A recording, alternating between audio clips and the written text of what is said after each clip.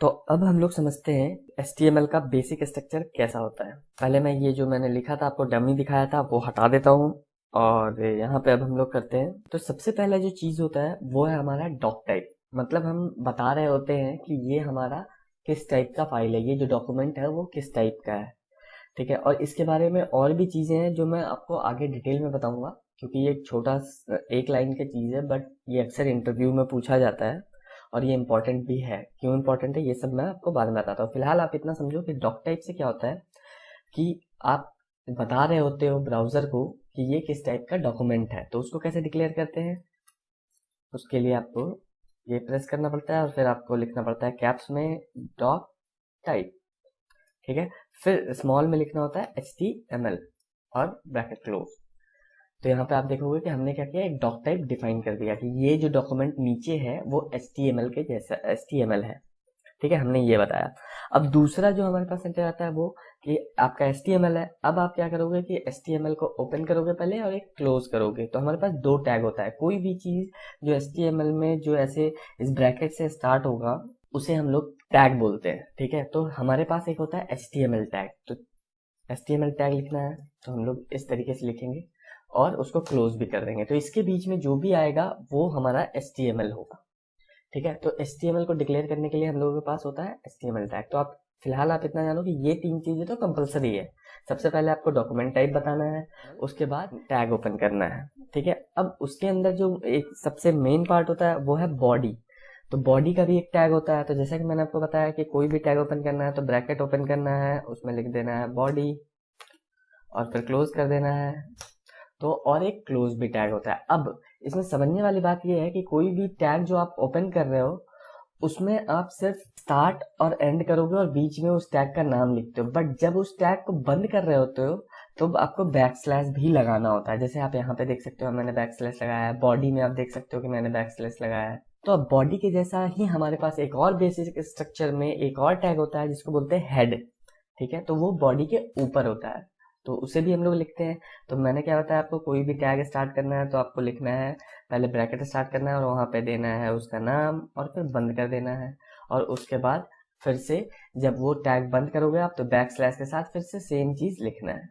तो अब आप यहाँ पे देख सकते हो ये हमारा है बेसिक स्ट्रक्चर ओवरऑल। अब हम लोग एक एक करके समझना स्टार्ट करते हैं। तो जैसे मैंने आपको डॉक टाइप बता दिया कि ये बताने के लिए होता है ब्राउजर या सॉफ्टवेयर किसी को भी कि ये किस टाइप का डॉक्यूमेंट है। तो हमने यहाँ पे बता दिया कि HTML है। फिर हमने HTML टैग स्टार्ट किया, HTML को क्लोज किया। क्लोज करने के लिए हर एक टैग में हमें क्या करना होगा, बैक स्लैश लगाना पड़ेगा।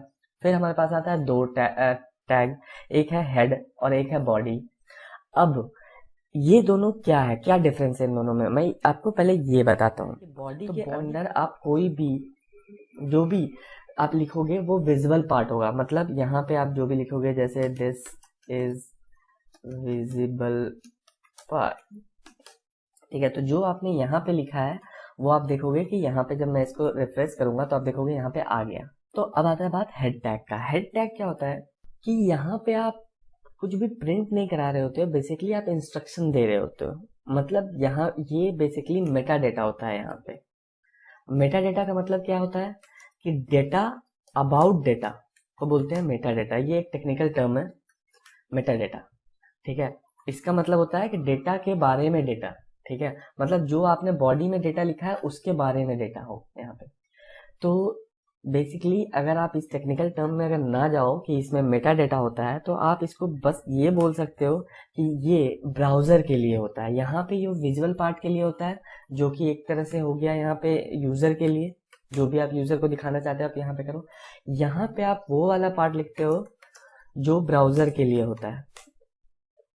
ठीक है, ऐसा नहीं है कि आप जो यहाँ पे लिखोगे यूजर को फर्क नहीं पड़ेगा, नहीं पड़ेगा, बट पहले उसको ब्राउजर अपने हिसाब से पढ़ेगा समझेगा फिर इफेक्ट लाएगा।